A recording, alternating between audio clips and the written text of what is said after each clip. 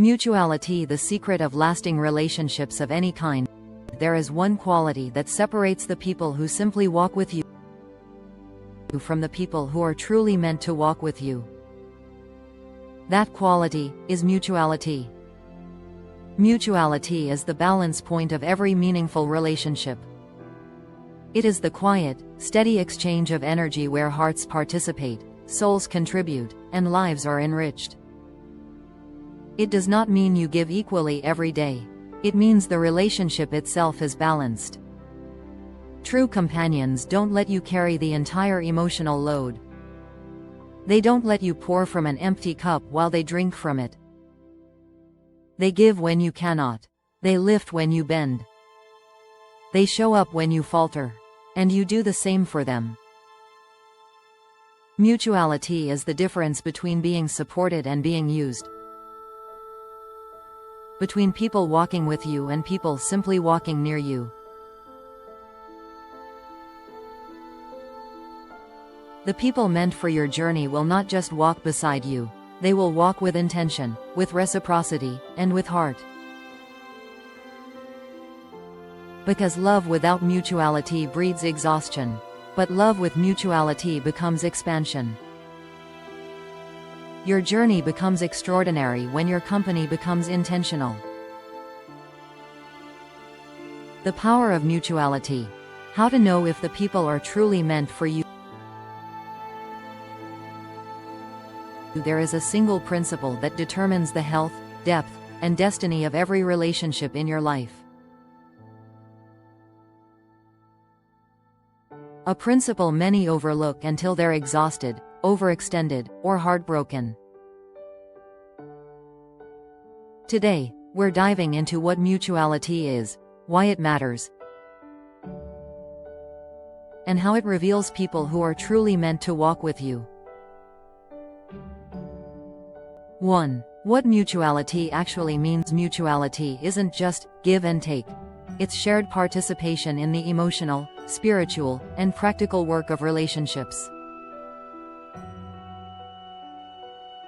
It's the balance of mutual effort, mutual understanding, mutual accountability, mutual emotional investment, mutual vulnerability, mutual respect. Mutuality is not a transaction.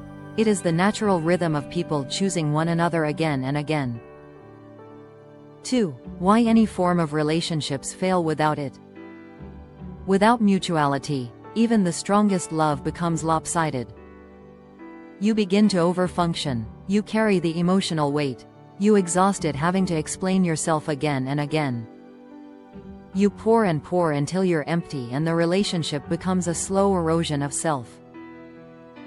One-sided effort relationships of any kind don't collapse suddenly. They disappear quietly. Mutuality is the structure that prevents that collapse. 3. Mutuality and emotional safety. People don't stay where they don't feel safe, and emotional safety is created through mutual actions. Mutual honesty, mutual apology, mutual forgiveness, mutual vulnerability, mutual presence. Safety isn't created by words. It's created by reciprocity. When one person risks vulnerability and the other does not, the relationship becomes an emotional imbalance. Mutual vulnerability is not automatic, is earned over time. When vulnerability is mutual, connection becomes inevitable.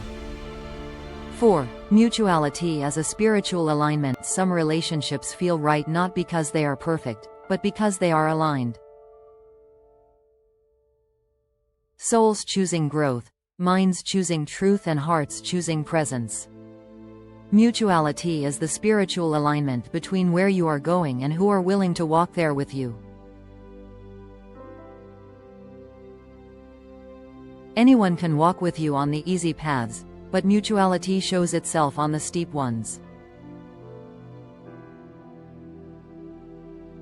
In difficulty, you learn the difference between the people who are connected to you and people who are merely near you. 5. How to recognize mutuality. Ask yourself. 1. Who initiates? Not always equally, but consistently over time.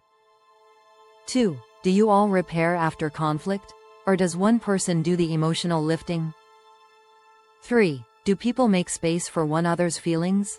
Mutuality feels like, you matter here. 4. Do you grow from this connection? Mutuality produces evolution, not stagnation. 5. Do people choose the relationships, not just benefit from it? Mutuality is when presence is intentional, not circumstantial. 6. The ultimate truth about mutuality. Mutuality is the compass of every form of relationships. If it's there, you are in fertile ground. If it is missing, it will be like watering on concrete ground. You don't need people who drain you, compete with you, or require your shrinking. You need people who meet you emotionally, walk with you intentionally, and show you through their actions that they are in this with you. When mutuality exists, love deepens, friendships strengthen, connections are sustained, and the journey feels shared, not survived. Remember, the right relationships won't require you to beg for effort, perform for affection, or negotiate for respect.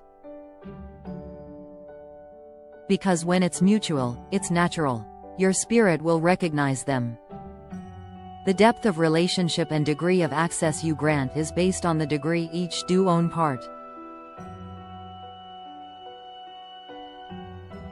Strong relationships are built where people not just care, but care not only because of their titles, roles, responsibilities, structure, systems and activities. Such relationships are in better position to withstand the storms of life, in spite of time and space. This explains why some relationships can reconnect in deep fellowship as though time and distance did not exist. Relationships that are meant to last aren't dependent on structure, systems, or activities or titles to sustain, they thrive beyond them. Start today, do your part.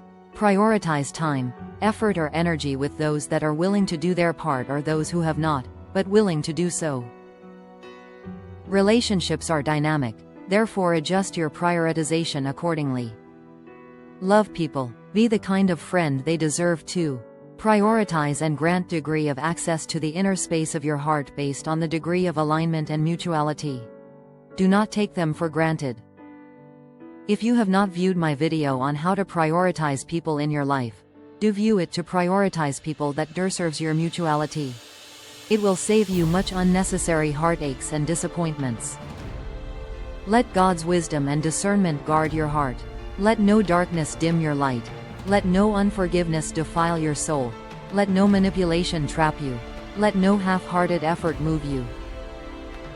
Philippians chapter 1. 9:11 KJV. And this I pray, that your love may abound yet more and more in knowledge and in all judgment, that ye may approve things that are excellent, that ye may be sincere and without offense till the day of Christ, being filled with the fruits of righteousness, which are by Jesus Christ, unto the glory and praise of God. If this message spoke to you, share it with people who needs it.